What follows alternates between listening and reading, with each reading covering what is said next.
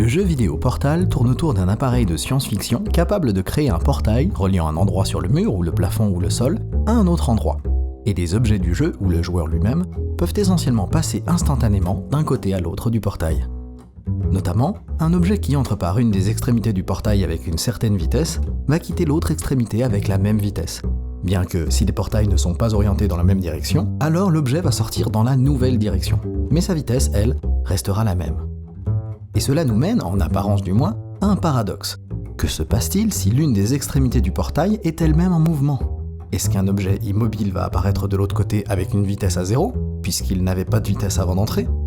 Ou bien, si le portail orange bouge rapidement vers le bas, est-ce que le cube va être catapulté à travers le portail bleu avec une vitesse relative correspondante ? Il est facile d'argumenter en faveur de l'un ou l'autre de ces cas, ce qui est, je pense, la raison pourquoi ce paradoxe a pu connaître une certaine notoriété sur Internet. Bien sûr, pour peu que l'on sache, de tels portails n'existent pas. Mais en supposant qu'ils existent et qu'ils obéissent aux lois de la physique, alors la question se résume à cela.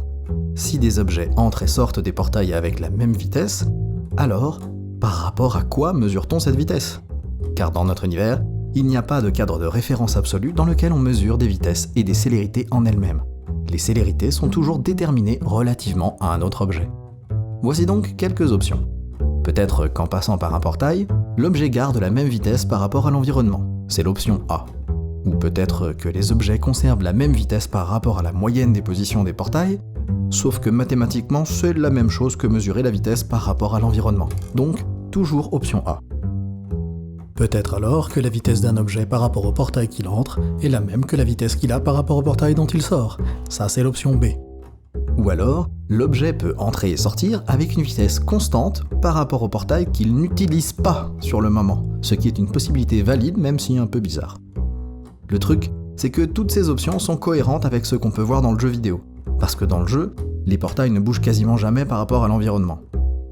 Mon opinion est que l'option la plus naturelle du point de vue de la physique est l'option B, où la célérité est mesurée localement par rapport à chaque extrémité relative du portail, et donc le cube bondit hors du portail bleu. C'est à peu près ce qu'on pourrait attendre si les portails étaient des trous de verre qui courbent l'espace-temps, parce qu'alors les objets respecteraient la conservation des quantités de mouvement dans un espace-temps courbe. Ou si les portails étaient une sorte de machine de téléportation qui scanne la matière entrant dans une extrémité et la reconstruit de l'autre côté, un peu comme le ferait une imprimante 3D. Ainsi, je trouve l'option B la plus naturelle. C'est aussi tentant de penser qu'il n'y a simplement aucune chance que ça puisse être l'option A, celle où les objets conservent leur vitesse par rapport à l'environnement. Parce que, comment un objet immobile peut-il sortir d'un portail immobile en restant lui-même immobile ? Il faudrait qu'il bouge, non ? Pourtant, il y a une façon dont l'option A peut marcher. Précisément parce que le cube n'entre pas tout d'un coup dans le portail orange. Il y rentre petit à petit, morceau par morceau. Et si ces morceaux sortent du portail bleu sans bouger, alors ils apparaîtraient tous exactement dans le plan du portail, qui est immobile. Et ils continueraient à s'empiler les uns contre les autres, écrabouillant le cube pour former un carré tout plat, qui ne bouge pas. Ou alors, si le cube est rigide, indéformable, et qu'on ne peut pas l'écraser, alors il n'entrerait tout simplement pas du tout dans le portail orange. L'extrémité bleue du portail se comporterait comme un mur, et le portail rebondirait sur le cube. Et je soupçonne l'option A d'être la façon dans laquelle les portails sont programmés dans le jeu vidéo. À la fois parce que mesurer des vitesses par rapport à l'environnement global, plutôt que par rapport à un objet en particulier, est typiquement la chose la plus simple à coder. Mais aussi parce que les gens qui ont fait des expériences dans le moteur du jeu, pour voir ce qu'il se passait, ont découvert que le jeu glitch et ne laisse tout simplement pas les objets solides passer à travers un portail qui va vers eux. C'est peut-être une réponse un peu décevante au paradoxe, et pas forcément la manière dont vous pensez que les portails devraient fonctionner.